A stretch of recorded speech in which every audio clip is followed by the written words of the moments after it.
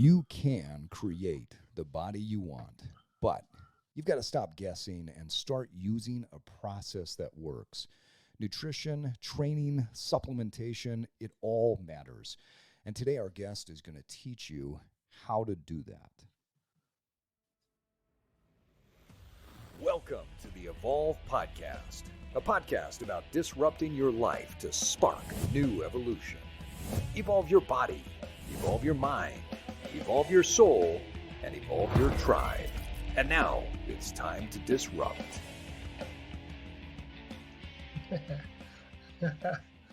And with that, folks, we want to welcome you to another episode of the Evolve Podcast. Joining me in Oberlin, Ohio is the most interesting man that I know, Myles Riley. Welcome, Myles. I think the most interesting man that we're going to get to know is our guest. I couldn't agree more. And in the mountains of Utah, I am Steve Cutler. Guys, we are really excited today. We've got Justin Harris, who is the owner of a few different companies, but he's the owner and customized training and performance nutrition company. And Justin, correct me on this. Toponin Nutrition? You're about the only one who's ever said it correctly. Yep, Toponin. Toponin Nutrition. I love that name. We got to talk a little bit more about that. Justin is a coach and a nutritionist in the fitness industry for nearly 20 years. But what makes Justin even more interesting is this guy holds an undergraduate degree in kinesiology and a master's degree in atomic physics. Justin, I think you're the first person we've had on the podcast that has a degree in atomic physics. That's pretty badass. Yeah, it's a weird one, yeah. Yeah. Hold on. I got to add something to this because it fits in where I am. So I'm in Oberlin, Ohio at Oberlin College, and everybody knows it's the super liberal college and this and that. But the most interesting thing about Oberlin College is this: when you talk to the students, and I asked all of the students, "What's your major?" They always say things like, "Well, I'm studying kinesiology and atomic physics." So when I hear this about Justin, I'm just thinking, wow, he's like an Oberlin student with these like drastically, almost diametrically opposed majors and minors. So go ahead.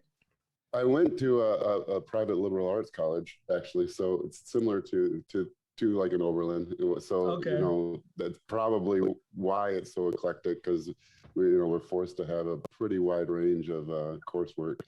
Yeah, it's pretty I always fascinating. find people like that is fascinating. Well, I think it's great when you got two really diametrically opposed interests, or if you have interest in many different areas. Now, Justin, you've been a top-level competitor in powerlifting, right? You won 2004 Mr. Michigan, 2006 Junior USA Super Heavyweight Champion, and then in 2007 and 2008, you were the APF Michigan Powerlifting Champion, totaling elite in both competitions. So you've had quite the career in health and fitness, but I want to start. Tell our listeners a little bit about how somebody with a master's in atomic physics becomes a coach in health and fitness. Well, it's really the reverse. How someone was a coach became because I went back to grad school later in life.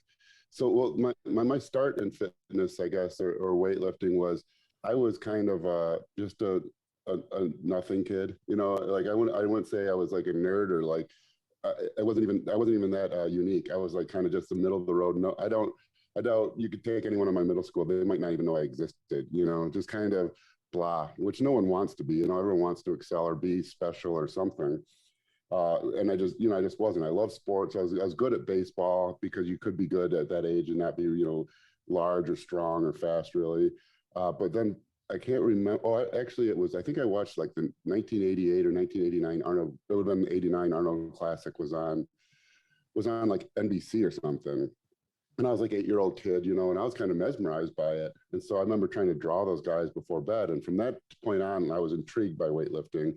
And then what kind of got me into the whole thing was, I started working out, not knowing what I was doing, but I realized whatever I worked hard and whatever weight I was doing last week, this week I was able to do a little bit more. And then the next week I was able to do a little bit more. And it was like incredibly eye-opening for me, because I just thought, I don't think I ever really put much thought into it, but up until that point in my life, I thought, like if you were the good basketball players, the good football players, you were just born how you were, and that was your lot in life, and that was it, and I realized like, well, I can, like elicit change, like a clear path. I want to get better or change how I am at something. You just work hard and it happens. And I never really, I think maybe a lot of kids appreciate that or learn that through school and grades and studying, but I never did for whatever reason. This is my first like introduction to, wow, I'm kind of in control of where my path in life. And it was like a rug pull, like curtain drawn, like two different lights. It was,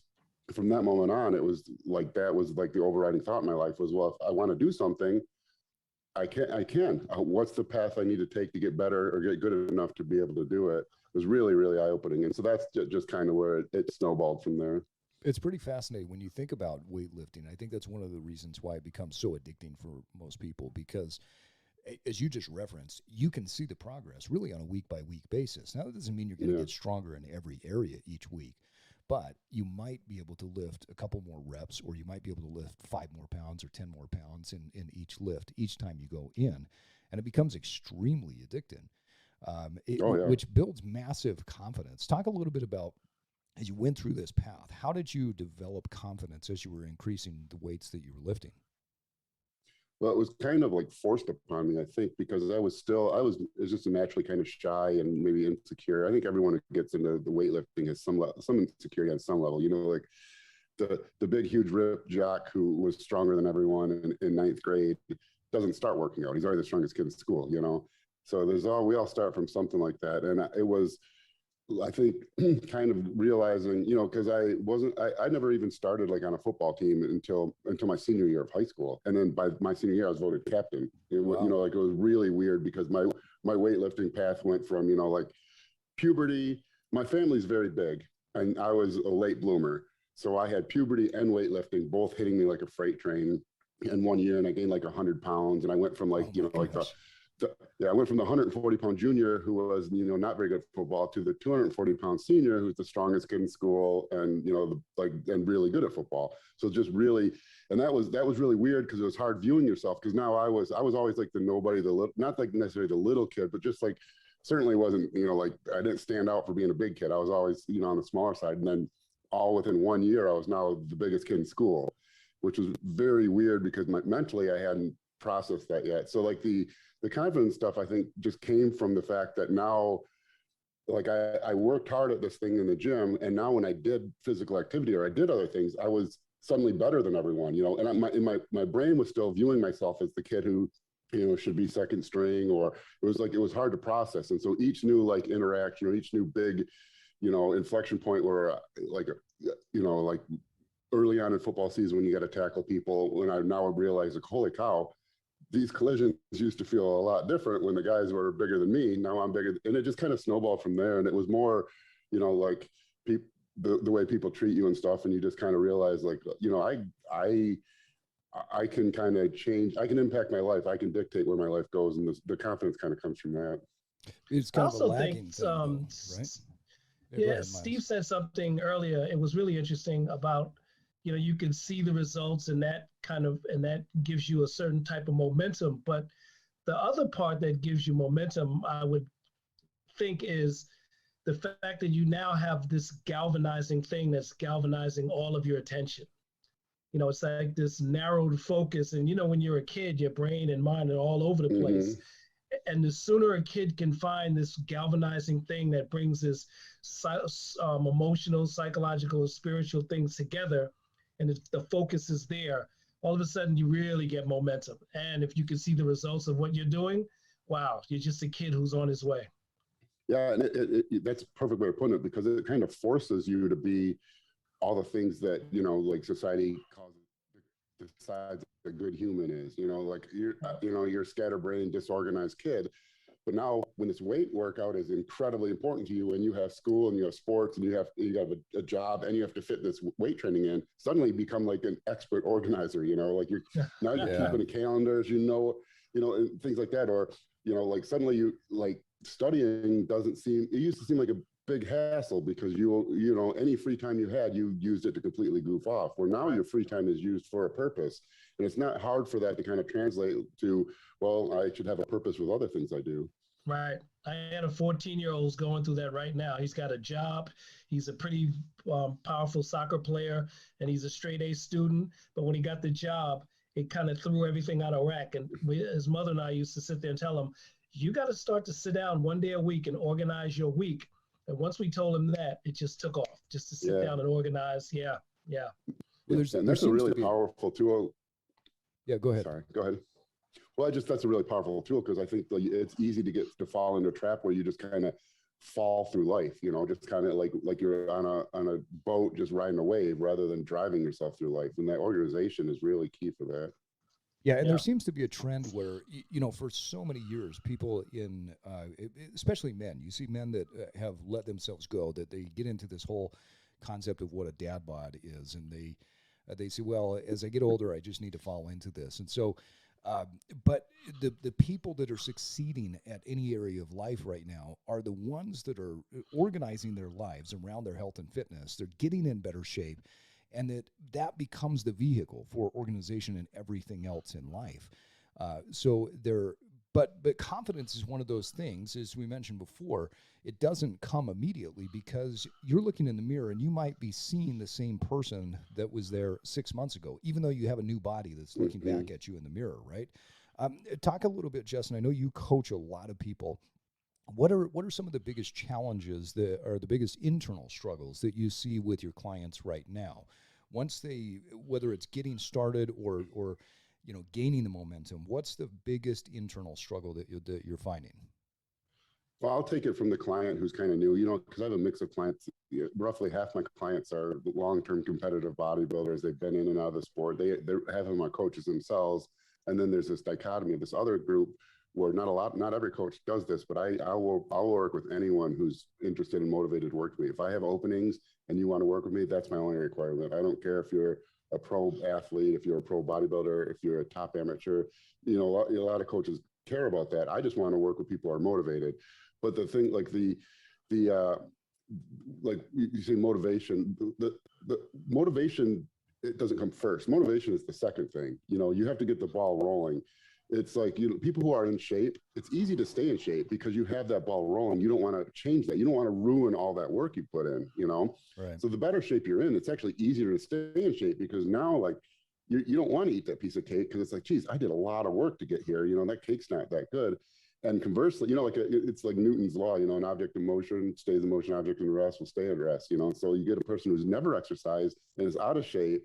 That's very difficult to transition out of that because you can say you're going to be motivated, but 4 a.m. cardio, that motivation doesn't stick. You could be motivated to go into bed, but when that alarm goes off, that motivation doesn't do that. What happens is you have to just get up and do it, and then the progress creates the motivation. And that's the hardest part, is you have to get over that hump to where the motivation happens. The motivation isn't at the start, and I think that's the biggest thing is people who aren't in this sport or have never really worked hard to make progress at something, they always talk about motivation and they think that's the thing they're missing. It's like, no one has motivation. What the motivation comes from the progress. The progress, creates and brews motivation. And once you put together 50, 60, 5 a.m. cardio sessions, and now you have a set of abs, now the motivation is to continue that, and so that's when the motivation happens. That first day when you're 300 pounds, you have hundreds of cardio sessions ahead before you're going to see abs, it's not going to be motivation at 5 a.m. No, I don't think motivation wakes up until later in the day, right? I mean, I remember when I started getting up at 4 in the morning, and I would get up to read before I go to the gym, and I found over time that there's this little voice that's always there at 4 a.m. that says, "Hey, the bed's warm. You should stay in bed. Today should be a quote rest day. You should skip the gym." And what happened is, at a certain point, I don't really remember when it was, but at a certain point, that voice just stopped showing up. But there was never a replacement voice. There was never this like super motivated voice. The motivation never like showed up at 4 a.m. It was just a sense of discipline. So how do you help people, Justin? When you've got somebody that is overweight, and maybe they're significantly overweight, or maybe they're only 10 to 20 pounds overweight, how do you get them started? How do you get them past that initial hurdle to where they can start seeing results and they start feeling the motivation?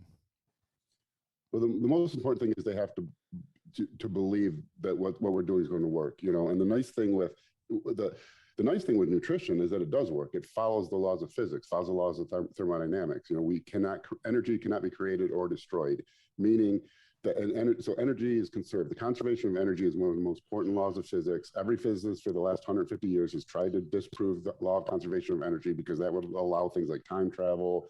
I mean, it would be the biggest breakthrough in human history. You would immediately win the Nobel Prize, and you'd immediately be the world's first trillionaire, because if you can create energy from nothing, we no longer have to mine oil, use electricity, or, you know, we can just snap our fingers and have unlimited energy. That's what the creation of energy means. And all a calorie is a measure of energy. It's the amount of energy it takes to raise 1 gram of water 1 degree Celsius. And so that's how our body works. Our body is just a thermodynamic system. You input X amount of energy, you know, and that's how much energy is there. And so if X is now in my body, either I burn that off, or if I don't, whatever's remaining stays in the body. However, I have stored energy in the body. I have stored body fat stores, I have stored glycogen stores, even muscle stores are a source of energy.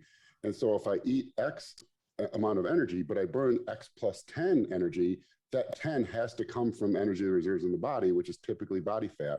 And when you explain this, you know, and so when you really understand how and why nutrition works and you explain it to the client, it gives them a sense of, okay, this is going to be hard. I'm not going to enjoy this, but I know absolutely that if I follow it, I will reach the results. And then from there, it's just trying to get them over that hump to where, like we were talking about before, where the motivation starts brewing. So wait a minute, you're saying that there's an actual science to this, and there's not some sort of voodoo pills, and if I use a shake weight and so I jump up and down. Yeah. So nutrition, and I know I'm joking about this, but I mean, this is the stuff people believe, right? That somehow there is no science behind nutrition and weight loss. And so that's why you see another diet and another diet and another diet or another pill pop up onto the marketplace, and people believe it, unfortunately. So talk about how you get people to that state of belief. What does it take to break some of those old beliefs? But I heard that this diet works, or I heard that thing works. I heard that it's not, you know, thermodynamics and calories in, calories out. I heard that it's this. So what are you doing to get people over that initial hurdle? Well, the easy thing is we use thermodynamics for everything else in our life. You know, you have a vehicle, you have a car, you fill it with gas. You put 20 gallons of gas in, that's all the gas you get to use, you know? And we're the same way, only instead of one gas tank, we have 3 separate gas tanks. We have a gas tank that we can store body fat.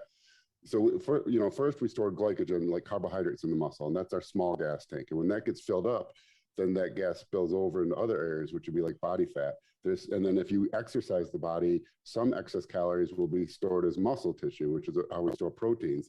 So you explain that. I mean, we use that everything. You know, if you live in the boonies like I do, you know, you have a propane tank. That's how much energy you get, you know, and you got to fill it back up. And you don't get to, when the propane tank's empty, you don't get to cook food. And so the human body's, you know, and people might not want to believe that, but you say, you know, like, you can look at it logically and say, okay, what does it mean if that's not true? What does it mean if we input this amount of energy, but somehow if we eat X amount of energy, but somehow we store more, you know, than we ate? What does that mean? That's the same thing as saying that, you know, I pumped 10 gallons of gas in, but I actually got 20 gallons of gas. You know, that's not true. And so it's hard for people. Yeah, and it's hard for people to really believe, you know, because this industry feeds so many lies. I mean, it's embarrassing, but then you can also just say that if you really don't believe it, just look where the money is. You know, how much money does big oil make? How much money is there in nuclear power? How much money is there in windmill electricity? All of those things are removed the second these laws don't apply. Yeah. And so if they didn't apply, believe me, someone would have jumped on it, because, you know, money rules everything. And if there's any way to create free, I mean, that's what like the Large Hadron Collider, that's what they're all looking for. They're trying to violate the law of conservation of energy. You know, that's the entirety of physics at this point, is high energy physics trying to violate those laws. They cannot do it. And which makes sense, because you can't put 10 gallons of gas in your car and get 20 gallons of gas. You can only put 10 gallons in. Yeah. Well, okay, so I'm with you 100%, but people out there have been told over and over and over that this pill, this diet, this thing is going to work for them. And so in the nutrition industry, it's been so bastardized, and far too many people have a really difficult time understanding these basic scientific concepts. So talk about what are some techniques that you're using to convince people that this works? Is it just a matter of, hey, trust me until you start to see results, or no, what do you do? Definitely not trust me. No, I ask them to ask questions. I say, you get unlimited questions. This only works if you believe it as much as I do, or at least, I'll understand it. You have to believe it. But ask a question, and when you really break it down, they're all immediately obvious questions. It's like, well, pick a diet, the grapefruit diet. Well, why does that work? Or why does like a fast work? Like, I lost 6 pounds. Okay, that's great. Now think of how we store energy in the body. There's 3,500 calories in a pound of fat. So you did a juice diet or whatever this diet was for 5 days. And if we calculated out how many small amount of calories you had from this basically fasting diet and what your basal metabolic rate, we learned that you maybe burned 7,000 calories. So that's 2 pounds of fat. So, okay, that's great. Then why are you down 10 pounds? Well, because weight is different than body composition, different than body fat. 70% of our body is water. So the weight is water. That's the hardest thing to get people to understand, is because your weight, anytime you step on the scale, you're measuring your water level. Because to burn 2 pounds of fat, you have to be in 1,000 calorie deficit 7 days in a row. It's a huge deficit. That's just to burn 2 pounds of fat. To gain 2 pounds of weight, all you got to, I'm drinking this with my energy drink. I'm drinking my energy drink. This is 2 pounds, So I've gained 2 pounds since I started drinking this. That's weight. That's different than fat, And so you explain to them how water weight can go up and down. And and a lot of times, even like the women sometimes will insist that, well, I don't care. I just want to lose weight. I'll say, well, that's great. I can get 30 pounds off you in the next 36 hours. Oh, that's great. But it's not weight, it's water. So the second you drink any water, the second you eat any sodium, the second you have any food, you're going to gain it all back and more, because you're going to balloon up in water weight, which is going to make you panic even more, because you lost 30 pounds in 3 days and now you've gained 40 pounds in 5 days. You explain all, you just have to go through and explain all those things. And then, because that's the truth. That's what all those gimmicks try to do, is they just try to manipulate water, because that's the only thing you can manipulate and induce change in the short term. And so when people track their weight, they track it every day, or some people weigh themselves like 3 times a day. It's like their weight goes up and down like that. Yeah, because that's water. So if you're on a 1 pound per week fat loss diet, which is a 500 calorie per day deficit, your fat loss trend is going to be like this. It's going to be linear, perfectly linear. Because there's really pretty minimal adaptations to metabolic processes in response to hypocaloric diets. But underneath that, you're going to have your water weight's going to fluctuate. So your weight here this week, you could have lost this much fat, but your water weight went up. You gained weight that week, and now you're in a panic. And so maybe you do something silly and you cut out sodium that week. Then you plummet like this. Yeah. Well, the thing is, when you cut out sodium actually works like an androgen in the body. The body is actually better at oxidizing fatty acids for energy when it's hydrated. So sodium's almost like a fat burner, which is counterintuitive because it causes water retention. So you cut out sodium, so your fat loss stops that week. You actually burn less fat that week, but your weight drops way down. So now they think they did something. But if you follow them long enough, they'll see, that basically you're on this linear trend with these error bars based on your natural water variation, and at the end of the day, the natural water variation of any given day is about equal to the fat loss you'll have in a pretty strong calorie deficit per month.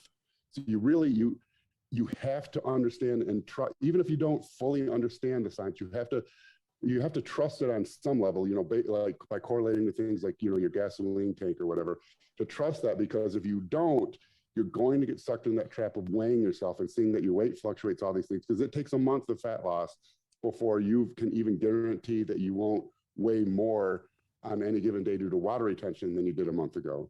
And that's the hardest thing. Yeah, which I think it's an extremely important thing for people to understand. A couple of things that I heard here. First, you've got to delineate between fat loss and weight loss, right? People that are trying to look better, it's not just about losing weight, it's about losing body fat so that you can see the muscle underneath. Go back to what you just said earlier. That's the first time I've heard that, the tie between hydration and fat loss. You said something about your hydration level and your fat loss and what that correlation looks like. Yeah. Well, I mean, as someone, I'm 278 pounds. I can I can wake up one morning and be 260, 262, Right. and I could eat, a day with a bunch of, kind of junky food, eat too much sodium. Maybe I was dehydrated the day before and I drink a lot of water that day, and I might be 278 the next day, So that's 262 to 278. That's a big difference. I can only lose at my size, I can lose about 3 pounds of fat a week, which is a 1,500 calorie a day deficit. So I've just, like, what's that difference? 16 pounds, So it would take me, at 3 pounds a week times 4. So even then, that's 12 pounds of fat I can lose in a month. But I can gain or lose 16 pounds at the extreme of water retention in any given day. Okay. So that you just have, you'll have this. When I ask people to track their weight, we look for long-term trend lines, and you can't. I use photos to gauge body fat changes because that's what actually shows the body fat. But we track weight also, and clients will panic when their weight goes up or weight doesn't do what they want. But we track it long term, and you work with someone for 6 months, and you see when you take all those data points and smooth it out, you basically get a very linear line where there's the error bar of water weight changes. But that error bar is such that you have this long bar like this.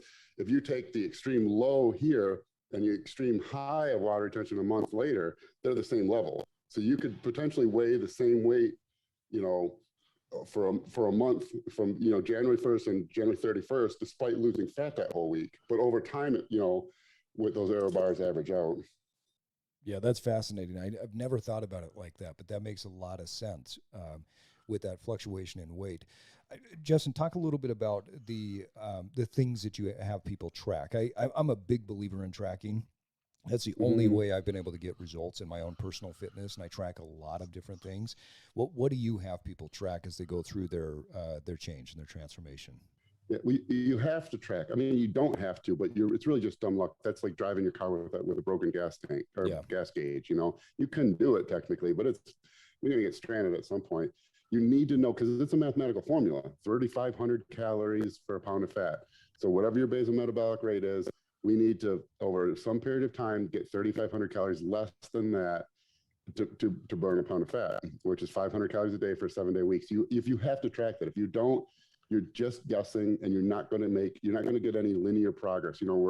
With what I'm doing, and we say you are on this trend line. It looks like you've lost 1.5 pounds of fat. We're trying to maybe drop 2 pounds of fat. I thought we were at a 1,000 calorie per day deficit, but it appears we're only at an 800 calorie per day deficit. So now I can remove 200 calories. That's it, and reach back that deficit. So I have people track. I actually focus mostly on macronutrients. Okay. So I have people track with a food list: protein per meal, carb per meal, fat per meal, and they're very specific amounts. And I don't really have them track calories, and I don't have them track indirect macronutrients. Meaning, if you're eating, like, if the meal has chicken breast, even though the chicken has, like a 0.5 gram of carbohydrates and is sort of muscle glycogen, and it might have 4 grams of fat or something, I don't count those, because all our protein sources have fat in them. And my food list will be such that the protein sources are all within the natural variation of each other in the indirect macronutrients like fat. Meaning that when you see a food label that says chicken and it says 4 grams of fat, that doesn't mean that chicken is 4 grams of fat. That chicken was a living creature. That's like saying, the average human is 15% body fat. If we ate human meat, it would be 85-15, But certainly every human on earth isn't 15% body fat, just like every chicken isn't the same. Those numbers came about, in the mid-90s when the FDA decided they had to do food labels, and you take this bomb calorimetry method where you get a bunch of chicken breasts from some local farm, and you do the bomb calorimetry, and you basically get the rough average of that group of chickens at that time. But that doesn't mean every chicken is the same. So you might get a particularly lean chicken that was only 1.8 grams of fat. And the next time you might get a particularly fat chicken that was like 5.4 grams of fat. Well, now I do 96.4 beef would be another food on my food list. 96.4 beef will have more fat than chicken on average. But if you get, the same thing, that's not synthesized in a lab. It's not a pharmaceutical company. They're grinding up, cow parts. Right. They're finding the lean parts, cutting the fat off, and they're doing their best. But it's not like it's, like chemists doing it. So you might get a particularly lean chunk in 96.4 that's leaner than the chicken. And so if we try to over count and like just get too precise and over analyze everything, what you end up doing is you're counting things up beyond the natural variation in your methodology. So you actually lose accuracy. You add all this complication and lose accuracy. So what I have people do is just macros from a food list. You get 30 grams of protein, 25 grams of carbs, 7 grams of added fat from these sources per meal or whatever. So there's an accuracy piece to it, but at the same time, if I'm hearing you right, you're giving yourself some room for variation in it because of the variation in natural food. Yeah. And then another example, to use an analogy, it's like if you've ever worked in an office setting and someone does a calculation in Excel, you know, and it's like, maybe it's a measurement, like I need this part machined, you know, and I do some calculation and it gives me an answer to 700 decimal places. You know, that's smaller than the size of a proton inside of an atom. No machine can measure it that accurate. Yeah. Just because the numbers are there doesn't mean that you have to know your level of accuracy. And your level of accuracy with these sources is there's a range. You know, every chicken's a little bit different. So you basically get a bell curve. You have your chicken breast, the fat distribution is like this. We assume it's always in the middle, but it's somewhere there. Your 96.4 is like this, slightly shifted a little higher fat, but you know, 40% of the 96.4 ground beef is going to be leaner than 40% of the time, the lean ground beef is going to be leaner than the chicken. 60% of the time, it's going to be fattier. So it's technically fattier, but you know, it's not that big of a difference. And then you get turkey breast, same thing. You know, 40% of the time, it's going to be leaner than the chicken, but 60% of the time, it won't be, or what, you know what I mean? Vice versa. And so you have these bell curves, and what you want to do is remove the complicated things, remove the excessive tracking that doesn't do anything to improve your measurements, because we have this range, and so that range of that bell curve is that's as accurate as we can get. If I restrict you to this fine line right in the middle, we have all this stuff that's just introducing inaccuracies in the plan for no reason and making your life harder, where you're measuring your chicken breast out to like 168.2 grams or whatever, because it does nothing, you know, because we can't know beyond a certain range. So my measurements for protein go in chunks of 5 grams of protein per food source. So like 30 grams of protein from chicken breast or from whatever the food list says. My carbohydrates also typically go in 5 gram increments. My fats go a little bit weird because you have to, like, fat sources are weird. You know, like there's only so many pure fat sources, like oils, olive oils, macadamia oil. And then there's nuts that are mostly fat, almonds. There's, you know, avocado. Well, the interesting thing with those is those tend to go in like 7, 10, 14, 21 grams. You know, a tablespoon of oil is usually 14 grams of fat. Half an avocado is 10 grams of fat. A quarter ounce of nuts is 14 grams of fat. A tablespoon of peanut butter is 7 grams of fat. So those, oddly enough, I do in like chunks of like 3, basically, like 7, 10, 14, 17, 21. But yeah, that's the level of accuracy that we can actually trust our accuracy. Trying to go more precise than that, we get more inaccurate trying to be more accurate. That's pretty fascinating. So talk a little bit about, I mean, here's the science of it, and we're breaking down the macronutrients. Where do you bring into the equation people's enjoyment of food, flavor, the things that they enjoy eating? Mm-hmm. How does that play into when you're creating a nutrition plan for somebody? Yeah, the food doesn't have to taste bad. Seasoning's great. And like we talked about earlier, salt actually helps the fat loss. It does. You know, I mean, one of the side, aldosterone is the hormone that adjusts sodium levels in the body. A product that you'll be given if you're in like heart failure or potentially for high blood pressure to lower your sodium levels in the body that works on aldosterone is a product called aldactone. One of the side effects in men of aldactone is actual gynecomastia, like, you know, like breast growth. Yeah, because sodium actually works similarly to an androgen in the body. And you want that androgenic look. That's that lean, muscular, thin skin, low body fat look. So restricting sodium, it seems great because for 3 days you flush out a bunch of water, but then you stay there forever. And anytime you even look at sodium, you get all bloated again. If we keep sodium high for 3 days, you hold extra water, and then you go back to baseline, and then you can eat all the salt, all the seasoning, all the hot sauce, anything you want, and with no fluctuation in body weight.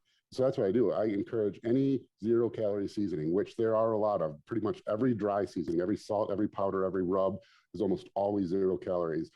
Every hot sauce is almost always 0 calories or very near to 0 calories. Balsamic vinegar is nearly 0 calories. Red wine vinegar is nearly 0 calories. There's a whole line of 0-calorie sauces and seasonings on top of that. And so that's why I say, you like your food might not be amazing, you know, like a deep fried Twinkie tastes great, you know. There's a range of food, you know, like your food might not be the greatest thing you've ever ate, but it's not going to taste bad, you know. And so if you like to go through, and the reason why is because what tastes good to us is what lets us survive. You know, it's only been a phenomenon in the last few hundred years where there's been abundance of food year round. For most of human existence, you know, you had to find the most calorie dense foods possible because you didn't know when the next time you're going to eat, and the next time you ate was going to come from a period of a lot of work. And we were actually persistence hunters early on in our evolution. Persistence hunt, a couple things that humans are better at than anything, you know, until our minds became better than every other animal on earth, until we were able to use our intelligence, what we were able to do better than other animals is our gait. A bipedal gait is very low energy consumption. And we have a very high surface area to body volume, and we sweat. You know, so you take an animal that pants to release heat, you know, like a dog, they don't really sweat. They release most of their heat through their tongue. That's a very small surface area. They have their tongue to reduce heat, to evaporate heat off their body. We have our whole body to evaporate heat through sweat. And our motion is very low energy. So the way we hunted before we developed spears and stuff, since this is for, you know, potentially 100,000 years, is we literally just chased animals until they died of heat exhaustion and then ate them, because we would survive after they would have died. Wow. And so never thought about it. Throughout human history, that's how we got food. We only got to eat when we ran until another animal died of exhaustion. And so what allows you to survive for that? High fat foods, high sugar foods. And so we grew to develop a taste for animal fat, oils, fat, organ meat, and fruit, things that were very, very calorie dense. So that's the problem we have to get around, is we've had a few hundred years to try to work through, a few 100,000 years of human evolution, and that's not going to happen. So what tastes good to us is still the foods that are extremely high calories. So you can't fight that too much. You can work around it. Hot sauce tastes good, salsa tastes good, seasoning tastes good, rubs taste good. And, like a ribeye might be a great cut. I mean, a good ribeye is pretty tough to beat, but a flank steak properly seasoned, it doesn't taste bad. It's pretty darn good too. Like if a ribeye is a 10, a flank steak's like an 8.5, maybe a 9 if you really nail their cooking. So you might not be eating like Wolfgang Puck, but you're not eating. You don't have to eat junk food. I'm not making you eat boiled chicken breast. I'm not making you eat unseasoned rice. We're seasoning the crap out of our food. Well, and there's something to be said too for this idea of eating the right foods to get the body that you want. And so you're maybe making a trade-off from a 10 to an 8.5, right? So I'm with you 100% there. One of the things that I noticed a few years ago, I had some health issues and I'd put on more body fat than I was used to. And what happened was I felt horrible. And as I got my body fat lower and lower, I started to feel so much more vibrant. I started to feel like I had energy and vitality. And sure, I'm not eating, not that I ever ate any fried Twinkies, but I'm not eating those types of junk food. And so it's almost like you push aside those momentary pleasures that you think taste good and that you think are rewards, or they feel good in the moment. But then the lower the body fat gets, the less appetizing those things are. Talk about, I heard on a recent, or on a podcast, I don't know how recent it was. It was recent to me because I just listened to it, that you were talking about body fat percentage in men and why that's so important to how they feel and also their muscle growth. Talk a little bit about the ranges that you recommend people get into when they're trying to build muscle and be at their optimal level. Well, I want to touch real quickly on what you were kind of saying leading up to that, and that's like delayed gratification. Yeah. And everyone knows delayed, but the important thing to understand, and I try to teach my kids this, is that in anything you do, the best future you that's related to that thing almost always comes from doing the thing you don't want to do right now. If you're an 18-year-old kid right now, what is it, Saturday? You want to go out and party, that's what you want to do.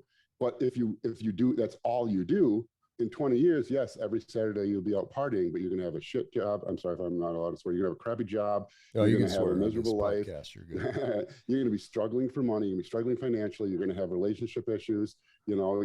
And so, and that's for anything you do. If you continue at any moment in time, if you were doing the thing you don't want to do, it's not like it's the terrible thing, but there's a wide range. You want to lay on the couch, you want to watch TV, but if you go do work on a book or whatever you're working on, you do the thing you don't want to do right now, then in the future, you're still going to be doing things you don't want to do in that moment. Yeah. But 20 years from now, you could be doing the thing you want to do, which is getting drunk and living in a crappy home with no money and a miserable relationship life. Or you could be doing the thing you don't want to do in a beautiful home with a beautiful family, financially secure, you know, with your health. And that's like an important thing to realize is like what's good in the moment is almost always bad long-term. And then as far as like, so let's pause right there for just a second. And then I want to come to the next point because you bring up a point that we can't say enough, right? This delayed gratification and this idea that if we pause gratification now, we're going to have a much better life. If we lean into gratification over and over again, then we're going to develop a really shitty life. And what I found is that when you are the type of person that lives in this delayed gratification mindset, and you push that into your life over and over and over again, when you get around the people that are not living in that space, not only are you totally different from them, but you almost get ridiculed by them. I mean, I can't tell you the number of people, when I go to work and I pull out my food and I've got it all prepped and it's ready, and people will make fun of me for packing my food. And then they'll come rolling back in from slamming a burger or a bunch of, diarrhea-making food that they went out to eat it for lunch. And it's almost like it becomes this battle between those that are striving for excellence because of this concept of delayed gratification, and those that are just trying to live in the moment of I want it right now. Talk about this tribal feel, because I know you live in a space where there's a lot of people that are super healthy, that are striving and improving, and you're in the health and fitness space. What are you noticing? Is it the same thing in your world that it is in mine? Oh yeah. No one will care. No one on earth wants you to eat that candy bar as much as someone who's eating a candy bar. Yeah. You know what I mean? Like it's misery loves company. But the thing is, very good. Yeah. Crabs in a bucket. Yeah. Yeah. But I mean, I hate to use myself as an example because it's not like, you know, like no one's life is perfect. Everyone's, you know, got issues and stuff. And it's not like, you know, anything of mine is better or more special than anyone else. But, you know, you can look at people maybe you hung out with, you know, as a 20-year-old who were more the instant gratification type people. And they were a riot, you know, and maybe you were frustrated. You know, I can think back to times when we first got married, like when I was prepping for the Mr. Michigan, I trained in the morning at 4:30 a.m. because I had to be to work at 7. I was an exercise physiologist. I worked there, and so like on Fridays, because I bounced also for extra money. On Fridays, I'd be up at 4:30 in the morning, work a full day, and then I'd come home, do cardio, and then I'd go right to work at the nightclub where, you know, if there was a fight or anything, I want to get home to 4:30 in the morning. So those were, you know, 24-hour days, you know, as a young kid on a weekend. And it felt, you know, like you'd think like, is this worth it? You know, because the kids that would go out and have, but, you know, and I don't like, it's hard to say this because people choose their own life. And I don't think, you know, I don't want to knock what anyone else is doing, but like last night I was working pretty late on a Friday, you know, on our new supplement company. My partner, Joe Miller, and I were, you know, like grinding in, but it's fun, you know, because we're building a new business, you know, and it's exciting and it's scary. And, you know, you're going into debt and it's like, if this doesn't work, but it's like, I look around, it's like, you know, I live in a beautiful home on a private lake. You know, I hear my kids giggling, baking cookies or whatever with their mom, you know. I hear them watching Beetlejuice in the theater, you know. Nice. And I'm like, I'm in my office overlooking like, you know, a beautiful property over our lake. And yes, I'm working, you know, I'm not out at the bar getting drunk, but it's like, this is my thing I don't want to do now. But my thing I don't want to do now is amazing, you know, where if I would have taken the other route, yes, I'd be getting drunk, but I'd be still living in some crappy apartment in Detroit, Michigan, you know, and I'd be partying on Friday night with my buddies. I have no money. I want to have all this, you know, amazing things I have. And so that's a perfect example because right at that moment I was doing the thing I don't want to do, but that thing I didn't want to do was amazing and so much better than the thing I would have wanted to do had I followed that instant gratification route. Yeah. So let's come back to the tribal thing. It's a great perspective. I appreciate you sharing that. What do you see when you start to get into, your clients are getting into better shape and they're losing body fat, and they start to find other people that are around them that will help and support them, because ultimately I think that's what you've got to do, right? But what ranges do you recommend that people get into so that they can have the long-term results? I mean, what does that look like, and why is body fat percentage so important? For men, it's most important because we produce testosterone, and our other hormones are kind of as a result of the testosterone. And men are typically most anabolic, meaning the highest testosterone levels, lowest estrogen levels, highest insulin sensitivity at around 8 to 12% body fat, which if you look at any, there aren't really many, there's only a handful on earth anymore. But if you look at tribes and things that never had modern things, that's what every man walks around at, and that's kind of what your natural instincts to hunt, and where your hunger level gets high enough that you'll go out and pick berries and you'll stop eating the nuts when that will keep you at that range. And so if you eat basic foods and basically live a vigorous life and eat when you're hungry and stop when you're full, that's where you'll end up. And the reason that's important, and I'll use a case study, is any guy who grown up and in their 20s had a buddy who was pretty overweight, his early 20s or something. So obviously post-puberty, gone through puberty, but he didn't have a full beard, like a neck beard, there's even like a meme, the overweight guy with a neck beard, not very much chest hair, maybe kind of like breast growth looks like, And so why is that? Well, it's because at that high body fat levels, one, that their body produces less testosterone. So, the hair growth and stuff. So they have less testosterone to begin with. And testosterone is very important for body composition. It's the reason men have higher muscle mass and lower body fat than women naturally. Two, they aromatize more of the testosterone they do produce to estrogen. So they're producing less testosterone, and more of that is converting to estrogen, which is why women have a naturally higher body fat level, because it's like a requirement for the ability to give birth and survive childbirth. And then also you have reduced insulin sensitivity. So, if you look at insulin, insulin is it's a receptor on every cell in the body. And I always picture it like this, because picture insulin as like a ball that fits in that receptor. It hits that receptor, shuffles some proteins around, and then that basically opens like a drain that allows nutrients into the cell, amino acids, carbohydrates, and that's what drives the storage of all the nutrients we eat. Well, what type 2 diabetes is so much insulin over time, it kind of beats up those receptors, and pretty soon the receptor doesn't really fit in there very well, so it doesn't lock in, it goes to the next one, and you lose that sensitivity, and then blood sugar levels start climbing. When you have a double effect, because blood sugar levels are climbing, you always have that available energy source. Why are you going to burn stored body fat when there's always an available blood sugar source for energy? And two, you're not doing the things with the insulin that promotes muscle growth. Insulin, when it binds to a cell, increases amino acid uptake to that cell, which will, if there's a stimulus for muscle protein synthesis, it's more likely to occur. You're going to store more muscle glycogen to provide a better source for energy. So you lose all those things. So as a man, and I think, you see the testosterone epidemic in America, or worldwide. I don't even know if it's worldwide, it's definitely in America, but men have plummeting testosterone levels.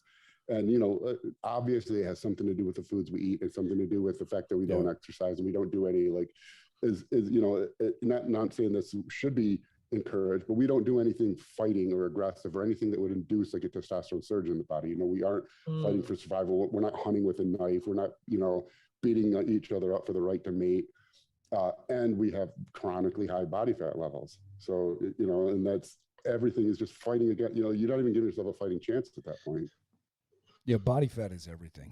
I mean, it really makes all the difference in the world, because that's where the testosterone is going to be built, at that lower body fat. I love those different aspects that you're talking about, with not only is it low body fat, but we aren't living a life where we have to fight for a mate. We're not living a life that we have to fight for certain things. We're living in this world where everything is so homogenized. I walked down out of the bedroom this morning, and I felt that it was a little bit colder than normal, and I talked to Siri, and I told Siri to raise the temperature 2 degrees. And I thought to myself as I walked away, that is the wimpiest thing in the world. And then I walked outside. I just changed the temperature on my house on my phone. I'm a little toasty. Let me lower it 1 degree. Yeah, we have no tolerance for discomfort. And so even people like us that are trying to live this super healthy life, we're using technology as a way to make ourselves so comfortable. But I don't know that our bodies were designed to do that, right? I mean, our ancestors had fires and they would warm up their tents or their homes that way, and our bodies adapted to that. There actually is a very important aspect of that, brown adipose tissue. So most animals have a highly active brown adipose tissue. I actually have a funny story about that also, publishing a paper, but humans really don't. I'll tell the story because it'll lead all into it. So around 2007 or 2008, I wrote an article on brown adipose tissue in humans and used gamma-linolenic acid as a metabolic uncoupler to activate brown adipose tissue. Now, it's not, like you can get that in like borage oil, evening primrose oil. And there's not enough to really create a stimulus for it. But there are things like chlorohydrobiotin, I think, can work through acetyl-CoA carboxylase 2, which can kind of induce this whole pathway. And the article got shut down. I won't say the website or the magazine, but they said it was too theoretical. And I was so mad because in 2009, Discover magazine listed the 100 greatest discoveries of science in 2009. And one of them was active brown adipose tissue in humans, which I was arguing. I mean, I didn't have any research to support it. It wasn't like I was saying, like, if this is in humans, this would work. But it was. But that's pretty common. We don't have, right? I mean, usually clinicians are ahead of the curve. I remember a guy that I used to follow and learned a lot from early in my coaching career was Charles Poliquin. And, Poliquin would say a lot of things that people just thought, oh, that guy's crazy. And then 5 years later, everybody was jumping on board and they're like, oh, yeah, you need to do this. Oh, you need to do that. Yeah. Anyway. Yeah. And so, some of those things are important because we used to have that. And when it was cold, we would so the way brown adipose tissue works is the metabolic uncoupling is a proton gets driven in the mitochondria, and the mitochondria releases its energy as heat rather than converting it to ATP. So it's not usable energy. It's just heat energy, which is great when you don't have a fur coat like humans didn't have, we didn't have housing. So in the winter, like your dog goes outside, you don't put a coat on him. If it gets too cold, he'll activate some more brown adipose tissue. All we have is shivering, and you know how uncomfortable that is. It's terrible, right. And it's really inefficient. And so we basically comforted ourselves away from a very active fat metabolizing process that humans used to have. We're just we just put ourselves behind the 8 ball. We're playing snooker. We'd be the greatest enemy of ourselves. We're changing our fat to be non-fat burning by putting that big jacket on. That's pretty fascinating that you'd written that article. Talk about some of these other activities. You referenced before fighting to raise testosterone. So obviously, dropping body fat is going to be one of the most important things that men can do to increase their testosterone. What are some of the other important factors for increasing testosterone, whether they be lifestyle or nutrition factors? What would you recommend that men do? Living a vigorous life, for one. I mean, I think Teddy Roosevelt said that. He always talked about the vigorous life, and I kind of like that term because, doing things that, like aggressive doesn't have to mean punching someone. Right. Do things that are aggressive. Go climb something. Go on a hike. Go for a run. Go, play flag football with your buddies. Go try to push.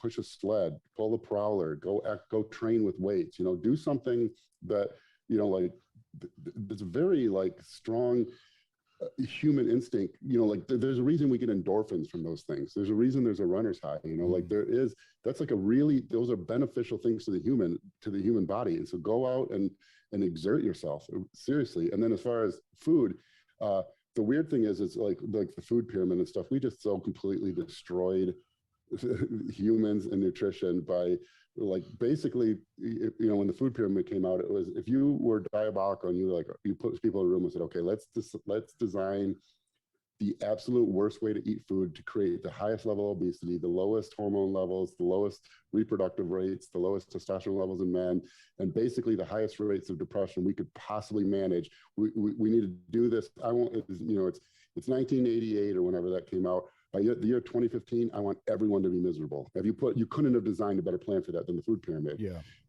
What's so funny is it's so ingrained. People who don't understand anything about nutrition will argue on behalf of grains and processed carbohydrates because they don't know any better. And even nutritionists will, and they'll argue against meat and healthy fats. Hormone production comes from fat. Right. Omega-6 fatty acids, like arachidonic acid, is directly anabolic. Arachidonic acid is an omega-6 fatty acid. Testosterone is produced from cholesterol. Cholesterol converts to androstenedione, which converts to testosterone. And you think about like partly the reason our grandpas were walking around with test levels like higher than the average 18-year-old kid right now, and they went out, they chopped wood. It's funny. My family were farmers, like generations ago, and like at my great aunt Phyllis's house, there's a bunch of old generational photos, and it's hilarious because the husband, it's always a photo of the husband and wife. They have like one family photo. It's like the turn of the century, and the husband is just like shredded. He looks jacked. He's only like 140 pounds, but he's like sinewy and grainy. His jawline's just like he's like like Giga Chad grandpa.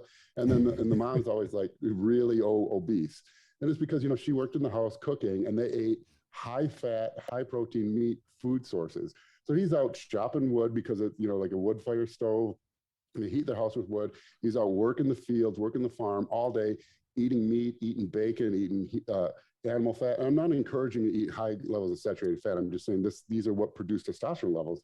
So he goes out there, he lives a vigorous life, and go find a photo of your great grandpa. Go find a photo of any of those people over with high body fat levels. Even go back to photos of Woodstock. Even 1969, find a fat guy at Woodstock. They're not.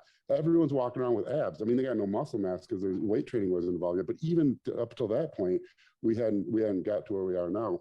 But those are the things that produce testosterone. Healthy fat. I mean, unfortunately, some unhealthy fats required also. Cholesterol is a direct precursor for testosterone, and I mean, animal sources of protein. And that sounds crazy. And you could even make the argument that it's not healthy, but you have to remember how long. Like evolution takes a long time.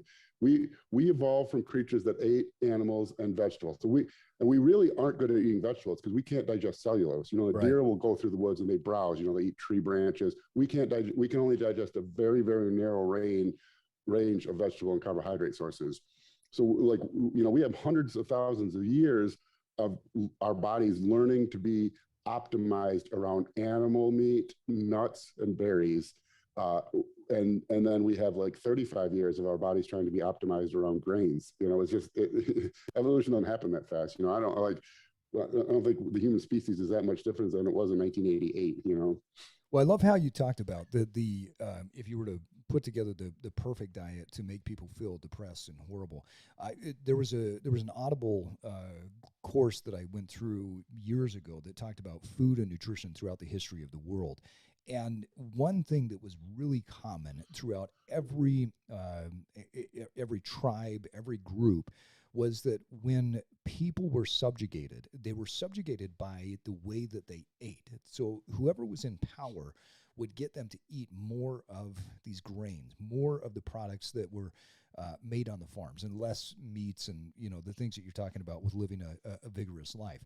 And that was the easiest way to get people depressed and get people pushed down and be subjugated by that. And so we're in the same mode, right? I mean, we're living in a day where there's so much easy access to quick carbohydrates, to high fat foods that that are stripped of the protein and stripped of other nutrients. And it's so easy. I mean, I could pull up my phone right now, and within 20 minutes, I could have, thousands of calories delivered to my door. That's what I was eating when I started. Yeah, and so it's super easy. We have this access to it, but it is drawing us back, further and further into this depressive state. So, talk a little bit about. Justin, if somebody is in that particular state right now, they're eating poorly, they're overweight, they're depressed, they're not feeling good. Obviously, you can't eat an elephant all at the same time. What's the first step? If a man is sitting here listening to this podcast and they're 30 pounds over the weight, 40 pounds overweight, 50 pounds overweight, and they say, well, that's me. I feel like shit. I've got no energy. I've got this thing called erectile dysfunction, which is just frankly a byproduct of low testosterone and being over fat and all of these other things. What's the first step? What do they need to do? Wait, can I refine that just to have a little fun? Yeah. So you have to bring in, without any words, and this is the first time you've met a client, and you're not going to use any words, and you're going to start with nutrition, and you bring in a plate of food, and you put it before him or her. What's on the plate? There you go. Let's start there. Lean meat, vegetables, and rice. Okay. And actually, you said no words, but I would have been able to make it much more concise with 3 words or 3 phrases: pick it, kill it, grow it. If you can't pick it from a tree, grow it in a garden, or hunt it for meat, don't eat it. That's great. Kill it or grow it. Okay. Yeah. And that's really it. I mean, that's it. You're not going to find, you want to get step 1. You're not going to go on My 600-Pound Life and find anyone who just can't stop eating plums, or, no one's been on that show because they can't stop eating asparagus. I'm so addicted to asparagus and berries. So, I mean, that's really it, Right. And I've trademarked that phrase, and I keep intending to write a book, Pick It, Kill It, Grow It, because that's as simple as it is. You can get 85-90% of the way to The Rock, or, like whoever your favorite, physique celebrity is. You can get 85-90% there just by that, not counting anything. Live a vigorous life, exercise, do something daily, and then only eat foods you can pick from a tree, grow in a garden, or hunt for meat. And that's it. But like you said, it's so hard to get started because, like you gave the example, erectile dysfunction. Imagine that guy. Okay, his wife's all frisky. He can't get a boner. Yep. It's 11 p.m. He's got to work. He's got to get up at 5 in the morning to go for work. His life's miserable. So what's the quickest way to solve that problem? Do like 3 or 4 shots of whiskey, grab a beer, and order pizza on Grubhub, Boom. And I'll feel great. I'm buzzed. I got pizza in my mouth, and that just makes the problem worse. It's that instant gratification, quick fix. What are you going to do? What are you going to do? Tell them, be like, hey, I know you couldn't get it up for your wife, but let's get up at 4 a.m. and do cardio. That's hard. So you really have to, it's a big hill to get over, because all the things because it's self-energizing, the side effects of the bad eating and the not living a vigorous life cause you to want to repeat those things, because that's the thing that coddles you, to make you feel a little better for a few moments. I think it's the title comfort of always wants to feed itself. Yeah. Oh yeah. That's the title of your second book. You got to get up in order to get it up. So Justin, you said in one of your recent social posts that, and I hope I'm quoting you okay on this, is what matters when you step on stage is that you look the best. There's no moral victory, no pats on the back, and no kisses on the cheek because you suffered more than someone else. That really resonated with me for some reason, because I think sometimes we value hard work and we overvalue extra work and suffering, but yet we're not doing it the right way. And, maybe we're restricting calories too much, or we're eating the wrong foods or whatever. The key is results. Talk a little bit more about what you meant by that. Well, that's, because it's really to get lost in it, because what gets you in amazing shape is hard work. It's hard work. And so it's easy to get lost and to think that the hard work is the goal. The goal is to get in shape. The goal is to improve your health. The goal is whatever the goal is, even if it's pure vanity, just to get abs because you want to get laid, or, that's the goal. It just so happens that most of the ways to get there involve pretty hard, intense work. And so it's easy to get lost in that. And I see it all the time with clients where they'll get just so overly depleted. We can see they're completely out of muscle glycogen. They look terrible. They look skinny fat. Their muscles are so deflated. Their skin's thick because it's like you take a balloon and you shrink it. Suddenly you blow a balloon up, you can almost see all the way through it. It's so stretched so thin. You flatten it out again. Now it's the walls are thick. And that's what happens. Their skin looks thicker. Their muscles aren't popping. You say, okay, we're going to do a very high carbohydrate day. I want you to eat 1,000 grams of carbohydrates from these sources. Yeah. Oh, no, coach, I can make it. It's like, I know you can. That's not what this is to improve your look. We need to get your glycogen stores back up. We're at risk of losing muscle mass. We're at risk of your metabolism slowing down. This is to improve our results. But they get wrapped up in that, well, I've worked so hard to get here. How on earth could anything other than working even harder get me better? And you get into a real bad rut. And that's the thing that's common across the board with fitness, because you'll see like long distance runners. their times will start dropping. They'll, like shin splints, microfractures in their tibia, and their race times will start dropping, but they'll refuse to reduce their training volume. And they've lost the plot. The plot has now become, well, I run a lot. I work harder than anyone. Where the plot originally was, I want to be an Olympic champion. I want to be the best runner I can be. Yeah, and that new identity that they've created for themselves, they've lost the overall objective, and so they lean into the fact that they're the hardest worker in the room. So, talk about when you see clients and everybody reaches a plateau at some point, right? What do you do to help them to break through that plateau?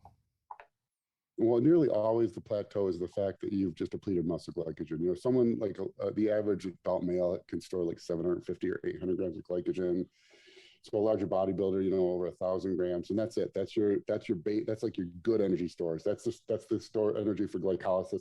The energy that you're going to get you through your weight training. We want to burn fat, but fat's like a rough energy source. It produces the most ATP, but your body doesn't like to do it. As soon as it's burning fat, your body starts sending signals to your body like, hey, we're using up our stored energy. We only have so much of this. I'm guessing there's not any woolly mammoths to kill, or I'm guessing it's not berry season.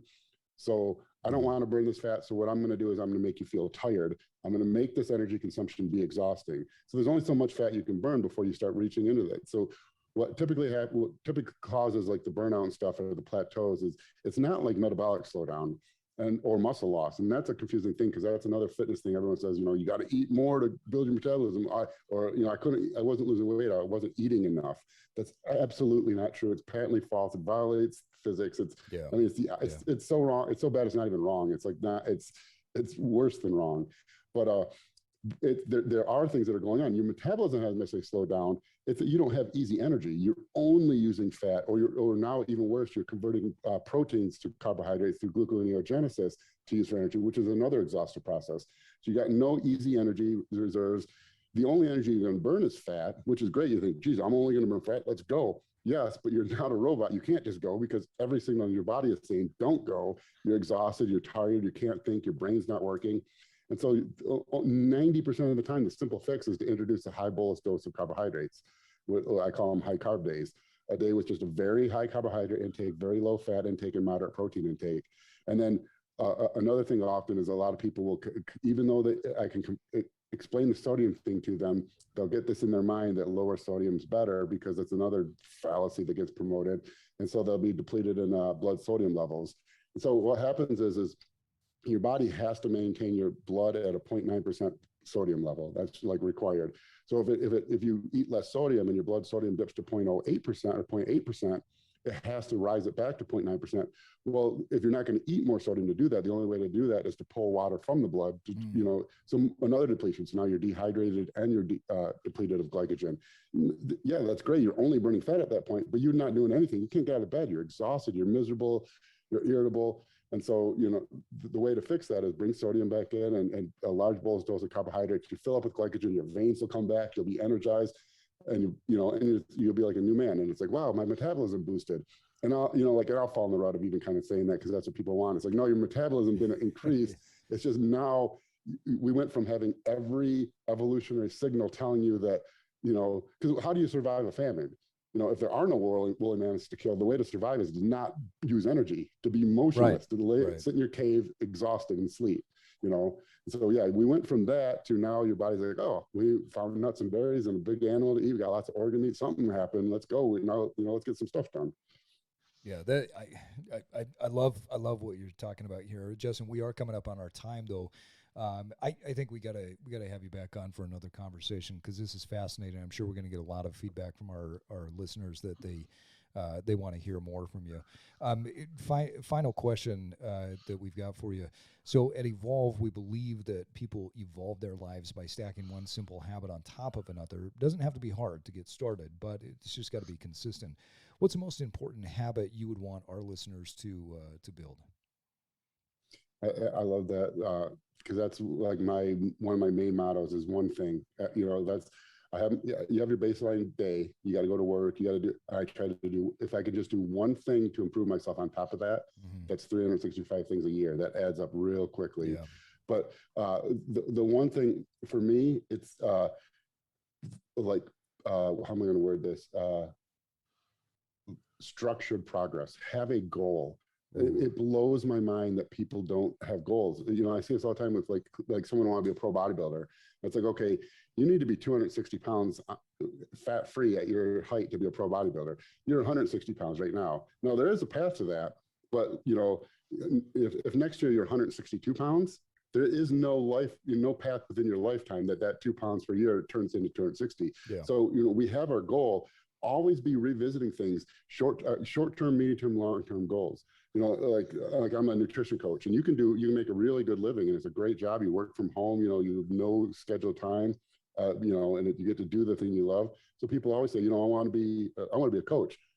That's great. What have you done today? You know, what is your path for that?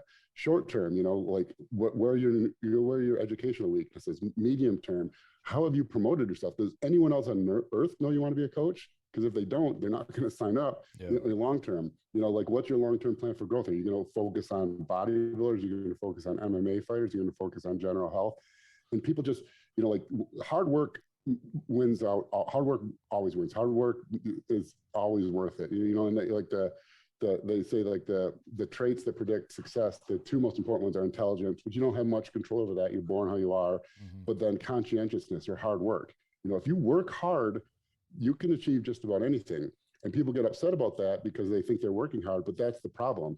You have to direct that work. You know, it has to be towards the goal. You know, if I'm chopping wood to build a fire, you know, if all I do is cut down trees, I did a lot of work. I don't got any logs to bring into the house. You know, like you need to focus. It's not like people. That's what people do. They're just like they want something and they think they're working hard for it, but they never step back and take stock and think, am I pointed in the right direction?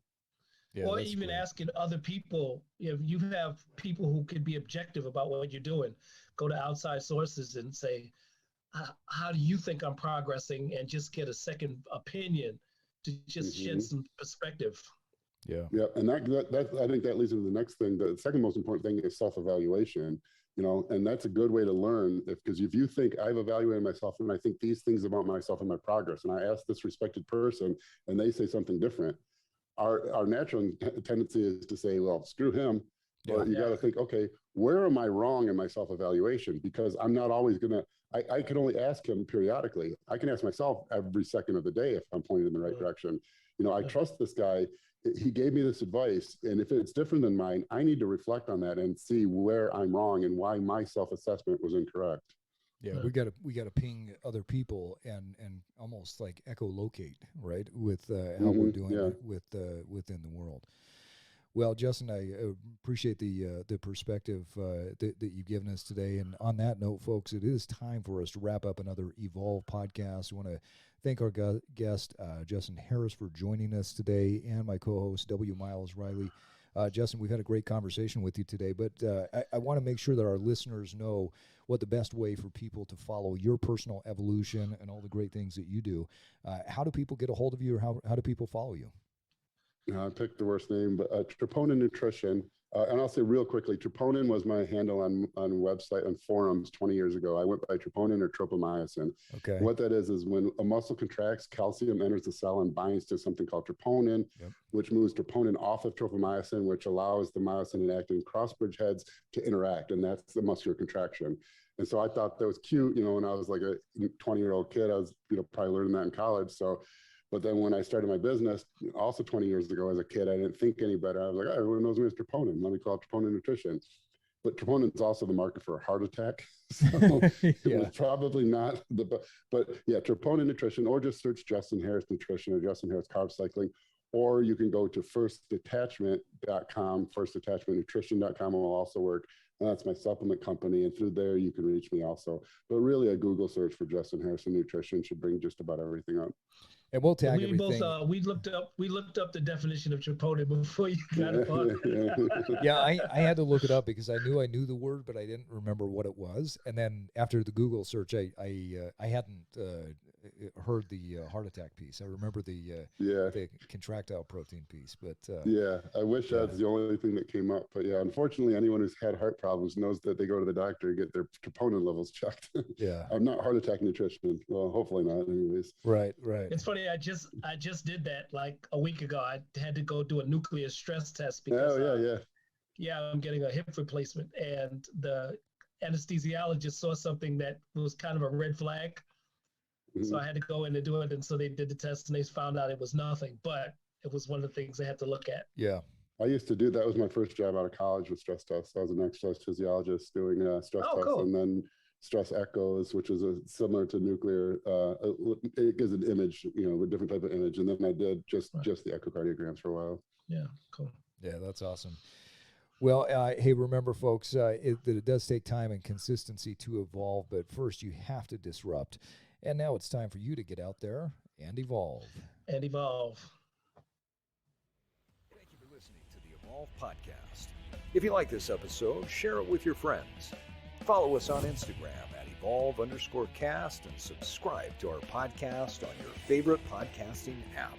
And now it's time for you to get out there and evolve.